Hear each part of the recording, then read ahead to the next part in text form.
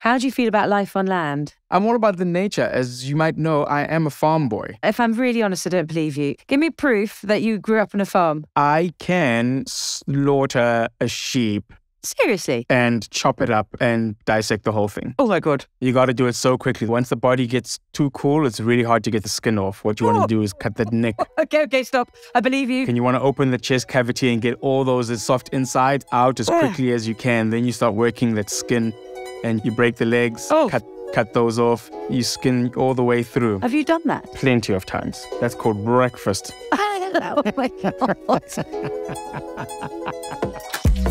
Hi, I'm Loyiso Matinga. And I'm Gail Galley. And this is An Idiot's Guide to Saving the World, the podcast for anyone who cares about building a better world but doesn't know where to start. We are on a mission to get everyone on board to achieve the global goals. Now, there are 17 goals that the world promised to deliver by 2030, and although we are nearly halfway to the deadline, we are not halfway to achieving them. So let's get to work on ending poverty, protecting our forests, and providing clean energy for everyone. The big stuff. All the important stuff. In this episode, how can we nurture nature so that nature can nurture us? I mean, try saying that when you're drunk. Morning. We're joined today by the environmental activist Archana Soreng, who advises the UN Secretary General Antonio Guterres, no less, about why we should implement indigenous knowledge. The nature is giving us shelter, the nature is giving us food, the nature is giving us medicine, and the nature is also giving us blessing. And we also speak with one of the world's leading conservationists, Gerardo Ceballos, about why humanity should care about endangered species. Unfortunately, what we find out is that we have entered the sixth mass extinction. In other words, we're losing so many species of plants and animals. If we continue losing all these species of plants and animals, all these ecosystems, we could face collapse.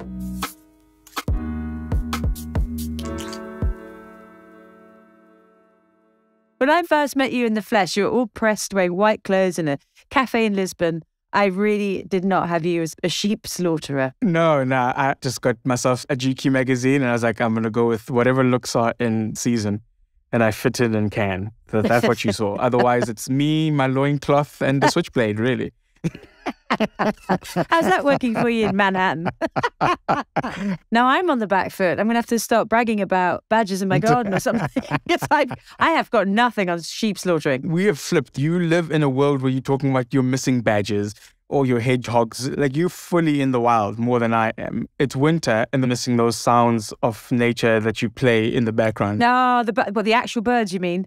That I actually play in the actual birds trees. In the background. Yeah. I did. Talk about winter and hedgehogs, though. I heard this crazy story today about yet another example of humans messing with the natural world. There's a hedgehog shortage in England. So people have been putting out like big chunks of high protein food to attract the hedgehogs back. Anyway, turns out that messes with stuff because it makes the hedgehogs behave badly. They roll up and they like kamikaze attack any other creatures that are coming out for the protein balls that the well-meaning gardeners have been doing. But the only animals that are like resistant to them are the badgers, who just swipe them. But apparently cats are being attacked by hedgehogs because the cats come, oh my gosh, don't know what to do with them because they're so useless. And the hedgehogs like bomb them, taking out the cats. And that's because humans are messing. So we need to stop doing that. Anyone who's doing that, stop doing it. That's a hard thing, too. Like, how do you reintroduce without causing, nature does it more. It's always better when nature does it. Where I grew up, we're missing this thing called a blister beetle. Blister beetles they were just like my sign that spring is really on the way, the plants are flowering, but they disappeared. They're gone. I haven't seen those in a while. Hardy-daws are no longer where I grew up, and that used to be a bird I saw all the time. It's just scary to think like, you remove one species from an environment. It's not just that thing gone, it's everything connected to it. So you got to wonder what's happening to the other creatures that depended on it. Totally. And then the things you can't even see. Like, I heard an indigenous activist recently speaking about the Amazon basin, and because the water table is too low, the fish aren't laying the eggs. Oof. And if the fish don't lay the eggs and there aren't the baby fish, then all the creatures that feed off the fish in the Amazon don't have anything to eat. So they die. And you don't see that unless you're measuring it. And the link between how we live and what's happening in the natural world, I think, is a story that needs to get out there more as well. So, the products you buy, the way you treat your own garden, the way you can kind of bring your own little bit of nature back, it all counts, because little actions are actually what we need. Little, diverse, locally relevant actions, as well as big action to stop pesticides and stop monoculture, like when we just farm one thing over for thousands of acres. Over until the earth cannot give anymore. And it is the most destructive way of farming, because things only work when it is that complex system of a number of fauna and flora acting together. So when you introduce just one plant of any sort or one animal of any sort, it's only destructive. Yeah. I mean, this goal is called Life on Land, and it's about biodiversity. I've also heard a phrase recently, biocomplexity. That's what we should all be seeking, whether it's what you eat and what you buy, therefore, what you do with your garden, biocomplexity. Because the more complex it is, the more nature can work and do the job it's meant to do. Exactly. A handful of soil has more microbial matter in it than the entire population of the world. Yes. Complexity is really the word when we're trying to get back to, this whole saving the planet thing, because that's why we're like these 17 goals, they don't operate on their own, do they? It's the complexity of making them all work in harmony with each other. 100%. I mean, one cannot stand without another. That is the brilliant thing about the goal wheel. You can't have a good food system if you haven't got a healthy biosphere. You can't have clean water, number 6, if you don't have proper checks in place for life on land and life below water. If you don't have good education, goal number 4, people aren't going to know this stuff. You're never going to get to be scientists. Yeah. The whole wheel works together as a system, just like nature. Thank goodness we've got scientists like Dr. Gerardo Ceballos, who really knows what he's talking about when it comes to species, the interconnectivity of it all, and the real risk of causing the next mass extinction when it comes to what we're doing to the natural world. Gerardo Ceballos, welcome to the podcast. Thank you very much, Gail. Very nice to be here with you. Thanks for joining us. I'm also here, Gerardo. Please acknowledge my voice. Thank you. Sorry about that. And for those of us who don't know you, can you introduce yourself and tell us a little bit about the work you focus on? Yes, I am Dr. Gerardo Ceballos. I work at the National University of Mexico. I basically do basic science on ecology and conservation, but I also work more in the theoretical part of understanding the impact of extinctions on the function of ecosystems and human well-being. That's a very big business card again. You sound very important. Well, it is quite big, isn't it? You're trying to stop what has been described as the 6th mass extinction. I mean, that's a pretty big job. That is a big job. Well, yes. What we're trying to do, a few of my colleagues and I, first of all, is to understand the magnitude of extinction. And we had basically come out with the hypothesis that we have entered the 6th mass extinction. That's basically in the last 600 million years, there has been 6 massive loss of species that we call mass extinctions. And basically, this is, in a simple way, losing 70% or more of all the species in the planet very rapidly in geological terms, caused by a natural catastrophe. And the last one that we all know is the extinction of the dinosaurs 65 million years ago, where a big meteorite hit the planet. So around 2000, 2005, we start to look at how bad the magnitude of the current extinction crisis was. And unfortunately, what we find out is that we have entered the 6th mass extinction. In other words, we're losing so many species of plants and animals that this starts to equal the losses in the previous 5 mass extinction. The difference in this particular case is this is caused by us.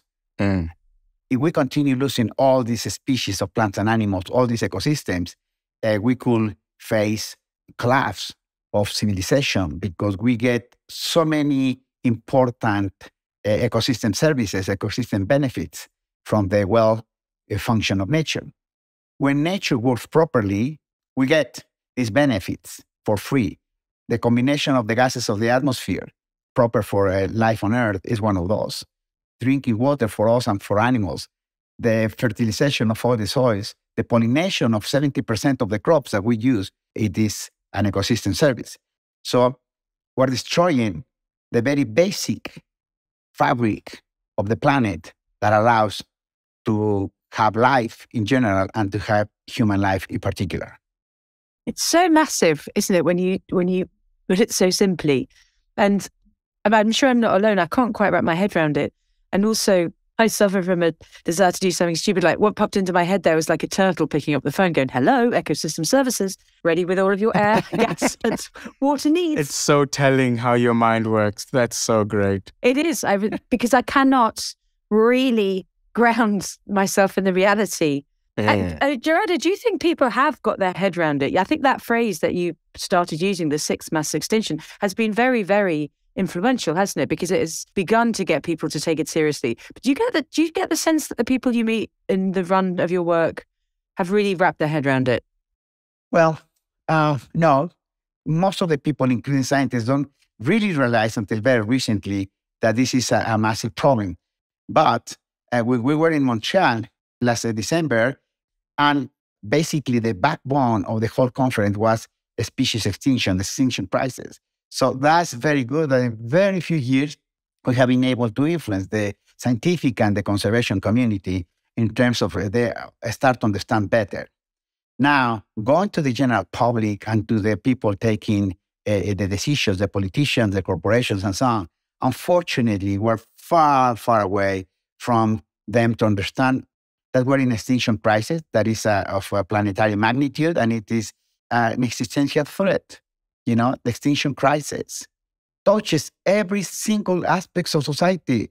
Basically, if we lose all these species, all these ecosystems, there is no way we can cope with climate change and all the other problems. So the good news is that we still have some time, and there are many things going on at this moment that in all the arenas, the social, the political, and the economic arenas, that may get us in a better shape in the next decades.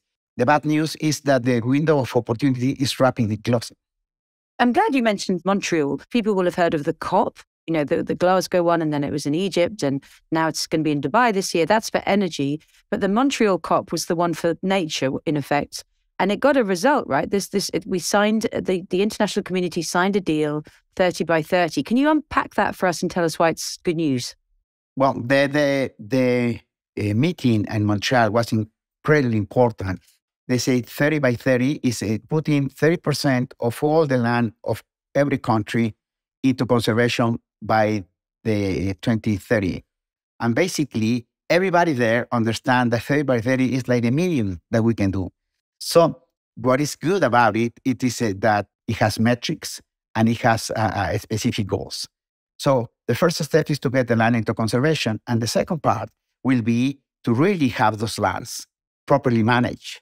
And for instance, if it's a tropical forest, the only restriction is you cannot convert it into agriculture or pasture. But you can do many things. Things like forestry, honey harvesting, hunting, and so many of things that can be compatible with conservation. That's so interesting. The idea of conservation sometimes sounds like leaving nature alone. And it's how do we actually integrate in a positive way into that 30%? Exactly. It doesn't mean that we cannot touch it. It means that we cannot destroy it. We can use it in such a way that we maintain the structure and the function of the ecosystem, and that we can maintain the provision of ecosystem services. There are many ways that are already being tested. So let me give you this example. In southern Mexico, the government can decree a protected area only if the local owners accept it. We don't displace the people. The people keep on living there and paying them ecosystem services so they protect the land for the next 90 years. And then whatever happens after 90 years, I think should be take care of whoever is in the planet at that time. I won't be here, I hope. So anyway, and if you think in one of the goals is reducing poverty, what best way to reduce poverty in those areas by empowering local people so they can benefit from the resources without destroying them. So, Gerardo, you and I met because we are teaming up, aren't we, on something. We're trying something different for the environment. We have a new venture called Creatures United that you are sort of chief scientist of, and we're trying to engage these billions of individual citizens. And we're using all the tricks, aren't we, of the games industry, the social media, and comedy and animation. Do you want to tell us a little bit about that? Yes. Now, well, we have been thinking that the extinction problem is basically a communication problem. I mean, the government, the corporations, the individuals, they don't know, first of all, that there is an extinction crisis, and they don't know, well, what can we do to solve it? So we got together, new movement we call Creatures United. On the one hand, our goals are very ambitious. We want to help, say, 100 million hectares of tropical forest in the next decade, even before. And then we want to help to say 1 million species. So there will be a campaign, a massive global campaign, and we want to reach 4 billion people to broadly publicize the problem, like what is happening with the Amazon forest and why we should save it, and what other areas are not as well publicized as the Amazon, but need to be saved. And then Creatures United will channel the donations or revenues to the most important places to be protected on the planet. Gerardo, the other great thing that you are using to underpin Creatures is this a sort of dashboard about how we're doing in the natural world. Can you give us a bit of an understanding of that? Yes, well, just imagine, you can go to this map, you see the map of the planet, you can ask the database, say, okay, show me the distribution of all the species in the planet. And you will see the distribution of all the mammals, all the birds, all the reptiles, all the amphibians, and it will tell you if the species is in danger or not. And eventually, our goal, and this is very ambitious and it's very important, is that we will have in the next 3 or 4 years the distribution of all the animals and plants in the world. Wow. So let's see that you're a citizen in Chad and you say, well, there were very few species in Chad. What we should protect? You can click it and then it will give you the map of Chad and we will tell you what are the most important areas in Chad for protected species, or in the United States or the UK or wherever. And eventually we will be able to see in real time what's going on in some of these places through cameras set in the forest. So basically we are on the road to have one of the most powerful tools for conservation. It's going to be very, very interesting.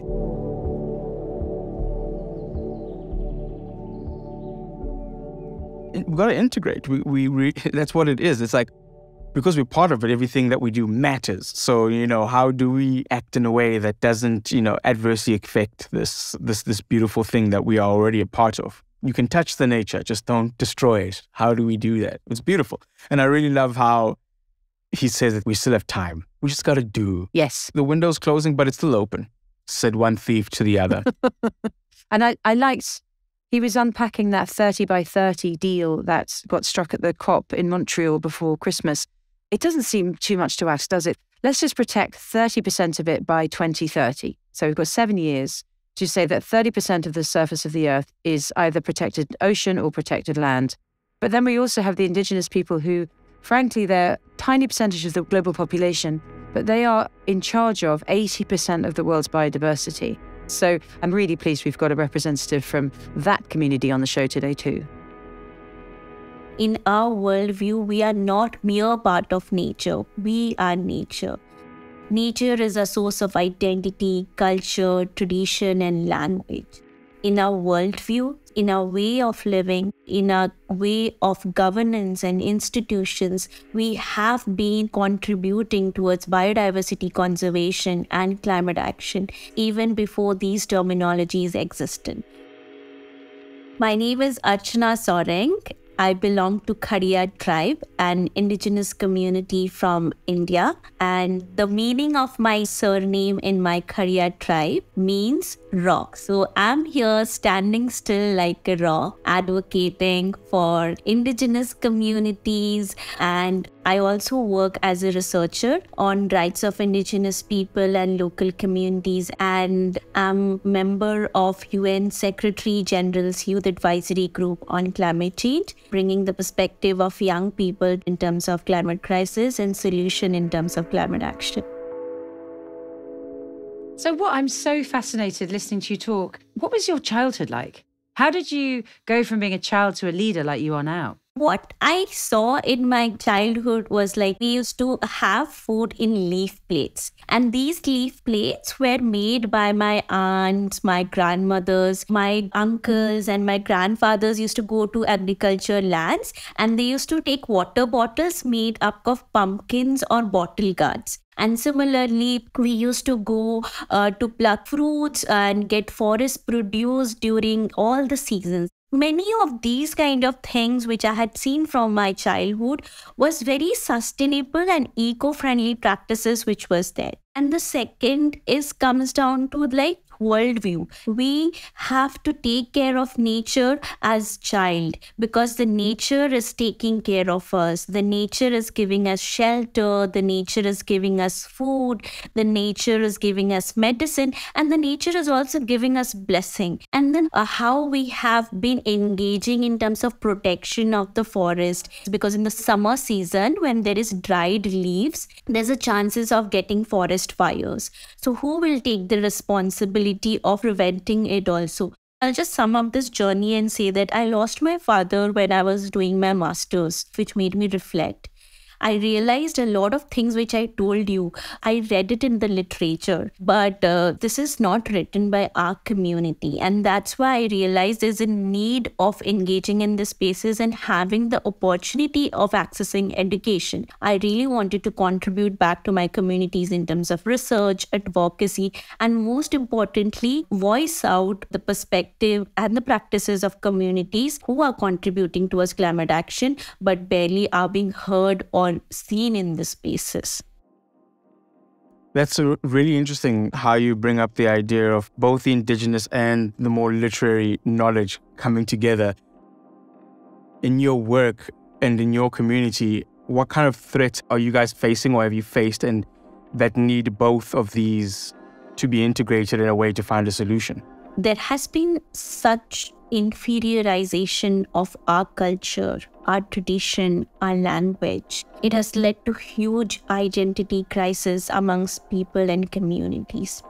And it is only now, slowly the world is recognizing the role of indigenous people, culture, tradition, and language. Second, I think it's extractive developmental projects has been a threat to indigenous people, local communities. This has led to displacement. This has led to migration. And this is also preventing them to contribute to climate action as they were doing earlier. The third thing which I think is really important at this when we talk about threat is gross human rights violation. It's really important to prioritize safety and protection of environmental human rights defenders. And that has to be taken into consideration in all types and kinds. People see things in isolation. Land rights, forest rights, indigenous people's rights is all intrinsically related with climate action. Indigenous people should be leaders of climate action and not victims of climate policies. We need leadership and representation in this policy-making spaces and discourse.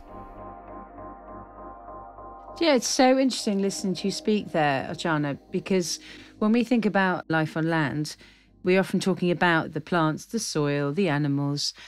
And yet, listening to you, it's so important to not also forget the people in the nature and the fact that it is you people who need the support and the respect, as you say, and need to get your stories out there, passed down from your generations so that we can engage in the people. And it made me think about community. And I think that has two levels, doesn't it? It has your literal community, your tribe, your ancestral lands, but also this global community of indigenous people, which I see, having worked in this space now for about 7 years, more and more, whether it's the youth activists get together, but increasingly I'm feeling the indigenous peoples from all over the world acting as a community. Have you found that? Is that really important to join forces, do you feel? This question brings a smile on my face because first time when I attended the international conference was on United Nations Convention on Combating Desertification, which was in New Delhi, India, which was COP14. And that was the first time I attended the youth summit.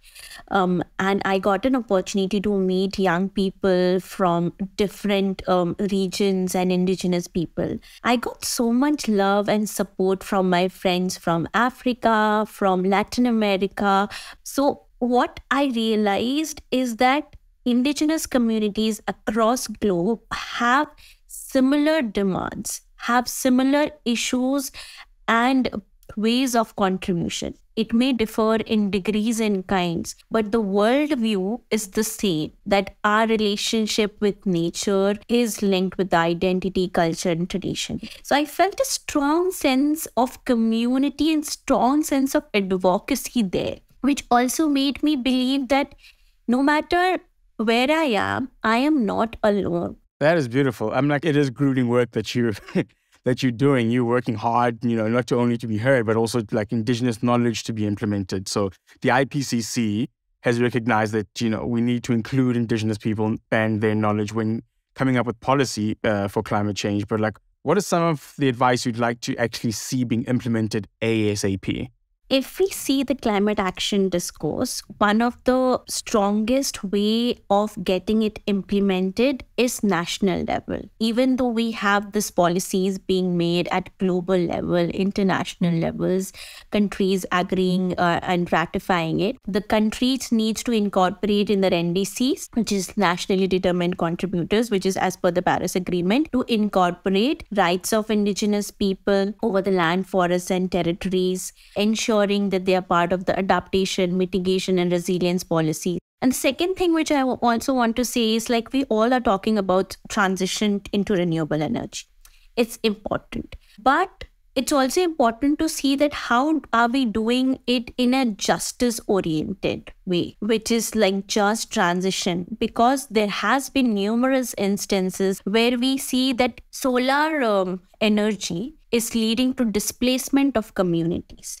Why indigenous communities and local communities will be the one who is bearing the brunt of this? To do this right, it is very important to, take them into consultation, respect their rights, and ensure that they are not further marginalized. And another example which I would like to give is like, how do we also plan it in a precautionary way, which is again has to do more in terms of mitigation. Like, for example, plantation drives. We are seeing mitigation and plantation as one of the very important thing. Once I had been to field area talking with indigenous elders. I asked them, how are you and how things have been in the village? So they're like, no, we are protesting. I said, why are you protesting? They said, no, they had come to plant trees. So I said, okay, what trees had they brought to plant? They said that they had brought fruit trees. So I was like, okay, fruit trees, what's the problem? They said that they had brought jackfruit trees and mango trees for plantation. And if they plant jackfruit trees and mango trees in the periphery of the village, then wild animals will come to eat jackfruit and mango trees and will destroy the agriculture crops in the periphery of the village. And that's why we don't want fruit trees. And that's why we want other trees, which is salt trees. And this also took me aback as a huge learning that even if I am indigenous, even if they are indigenous, I don't know this context. That's why it's really important that the policy needs to be grassroots oriented. They need to be part of the process because they know their ecosystem well. And that's which again brings back to my narrative that if mitigation policies are not done in a proper way, they are making it more vulnerable to them. We were just having a chat before you joined about this, about humans taking action, but the wrong actions if they're misinformed. So we were just saying in England, there's a situation about people overfeeding hedgehogs to bring them back, but that makes the hedgehogs more vicious and the hedgehogs then attack everything else. It's like the wrong kind of trees, like you were just saying. And it's lovely when you hear the detail from someone who knows it, like yourself, about how granular and local the action has to be to get it right. And the people who understand that are the indigenous peoples who've been doing it for years. What would you say to the listeners of this podcast, most of whom I'm thinking will probably not be indigenous? What can they do to help? First is love, respect, and solidarity. So important to realize that there are communities who have different worldviews, different way of living, and we need to love them. Even if we have difference of opinion and different of narratives and journey. And The other thing which comes across is like, how can we do that? I think making yourself aware, engaging in research, building your own communities in terms of learning processes. The second thing which I feel is really important is support in terms of campaigns. When there are being campaigns led by indigenous people, then we can support by amplifying their voice. We can support by giving them the stage, passing the mic. And now, the most important thing, it's really important to also support indigenous people in terms of finance allocation. And for example, if I am in a market, and if you see that indigenous people's product has been built by them, which is eco-friendly and sustainable, then we can make a choice that we can purchase from localized indigenous communities. There should not be appropriation of indigenous knowledge without giving them credit, appropriation of their commodities made by them without giving them credit. It all comes down to basic love, respect, and solidarity, and these are the other ways we can do. But I think the most bare minimum thing which you can do is speaking up.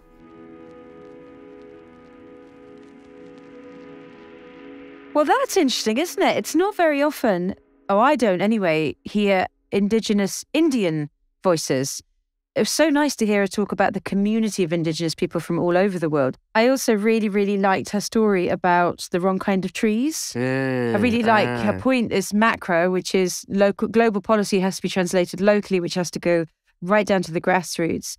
But then she really brings it alive by well-meaning people turning up with trees to plant. But those trees are going to get the wrong wildlife that's going to crash the biodiversity. You know, it's so important, isn't it, to get the detail right? Yeah, it goes back to the thing of that love, that caring. You have to care enough to actually go there and actually find out what they need instead of just, let's put out a policy because that's what I got to clock in today between 8 and 5. It's like, all right, if I want to help, I have to go there and listen. It goes down to the specificity of what each community needs. The nature goal, more than any other, just proves to me that I'm right to be messy. The world is messy, right? The world is complicated. We have a mania in the West with tidying it up, boxing it off, global policy for this, implement it globally. It's not like that. We need mess and we need complexity. And that's nature. That's nature. Nature's messy. I mean, we look at it as like it's a symphony. No, nature allows itself to be messy. And until we're willing to play in the squiggly lines and not the, Excel spreadsheet of life, we'll keep struggling. Today was such a great learning day. I think today is going to be the hardest 30-second wrap-up we do because there's so much to throw at it. Okay, 3 seconds for nature. 3, 2, 1. Educate yourself and amplify the voices of the indigenous people who take care of the nature already every day. Accept that nature is messy and complicated, but we've just got to try. Yeah, just try. And support Creatures United, Gerardo's organization. Yeah, and also support ecosystem services. Hello, how can I help? Just think that for nature every day. How can I help? So plant lots of flowers, indigenous flowers, because that just goes right back into the ecosystem that already exists. Yeah, stop feeding hedgehogs too much because they'll kill the other animals. That's my favorite one. Stop it. In whatever way you want to help, remember, get specific. Learn. It's so important. That's it. Time's up. But if you want to find out more, go to globalgoals.org and click on Goal 15, where you will find a whole load more great tips on how to get involved. Well, that's me, Loyiso Matinga, signing off. And that's me, Gail Galley. See you next week. An Idiot's Guide to Saving the World is an Audi production made in collaboration with Project Everyone. The producers were Yolene Goffin and Eli Block. Project Everyone's producer is Ali Winter-Taylor. It was edited and sound designed by Ivor Manley, and the executive producer is Ellie DiMartino. If you like what you heard, please subscribe, share on your socials, and leave a review. It really helps other people find us. And the more people find us, the more people there are saving the world.